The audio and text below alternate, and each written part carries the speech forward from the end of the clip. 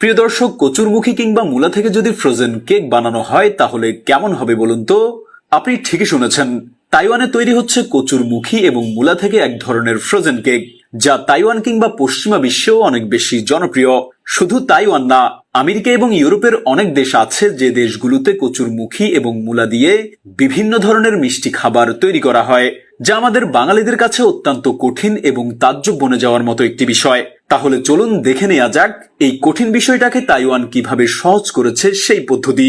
প্রথমে কচুর মুখীগুলোকে তারা মেশিন এবং পানির সাহায্যে সুন্দর করে ধুয়ে নিচ্ছে।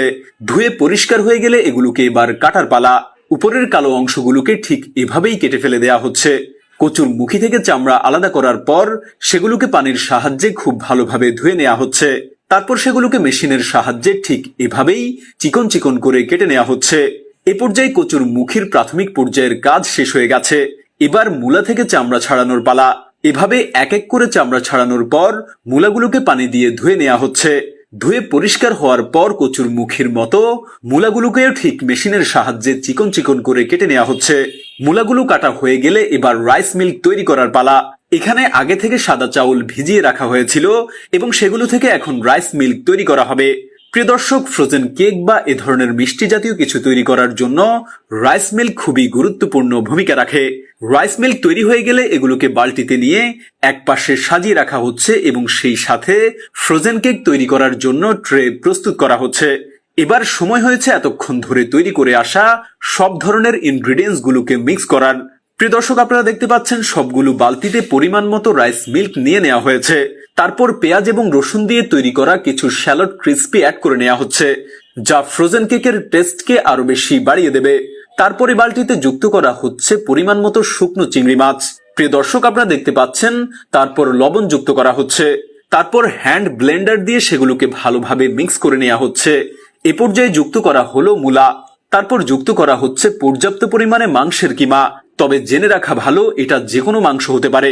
সবকিছুর উপরে আবারও অ্যাড করা হচ্ছে রাইস মিল্ক। তারপর পর্যাপ্ত পরিমাণে পানি যুক্ত করার পর ফাইনালি এগুলোতে কচুর মুখী যুক্ত করা হচ্ছে। তারপর হ্যান্ড ব্লেন্ডারের মাধ্যমে আবারও সবগুলো উপকরণ ভালোভাবে মিক্স করা হচ্ছে। এবার আগে থেকে সাজিয়ে রাখা ট্রেতে এই খামিটাকে ঢেলে চারপাশে ছড়িয়ে দেওয়া হচ্ছে। সবগুলো ট্রে এভাবে সাজানো হয়ে গেলে সেগুলোকে একসাথে করে ঠিক এভাবেই স্টিম দিতে হবে, মানে ভাপ দিতে হবে। এই টেরা এবং রেডিশ কেকগুলোকে এভাবে ভাপ দেওয়ার মাধ্যমে বাজারজাত করার জন্য তৈরি করা হচ্ছে। নির্দিষ্ট টাইম পর্যন্ত ভাপ দেওয়ার পর এগুলোকে নামিয়ে ফেলা হচ্ছে। বাহ, দেখতে পাচ্ছেন এই হচ্ছে কচুরমুখী এবং মূলা থেকে তৈরি করা ফ্রোজেন কেক। এবার এই ফ্রোজেন কেকগুলোকে একটা স্কেলের মাধ্যমে সমানভাবে কেটে নেওয়া হচ্ছে। কাটা হয়ে গেলে এগুলোকে ছোট ছোট প্যাকেট করে বাজারজাত করার উপযোগী করা হবে। প্যাকেট করা হয়ে গেলে এগুলোকে আবারও ভাপ দিতে হবে।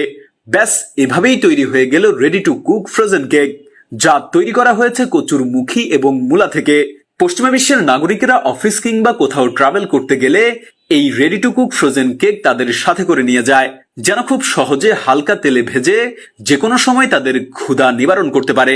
পরিশেষে বলতে চাই, যা আমাদের কাছে অবিশ্বাস্য তা পৃথিবীর কোথাও না কোথাও বাস্তব হয়ে রূপ নেয়। আপনার আমার ভাবনায় হয়তো কখনোই আসতো না এই কচুর মুখী বা মূলা থেকে কেক তৈরি করার পদ্ধতি। প্রিয় দর্শক, এ ধরনের মজাদার এবং অবিশ্বাস্য সব ভিডিও দেখতে আমাদের ওয়ান্ডার বাংলা পেজকে ফলো করে রাখুন। আজকের ভিডিও এ পর্যন্তই। ভালো থাকুন, সুস্থ থাকুন, আল্লাহ হাফেজ।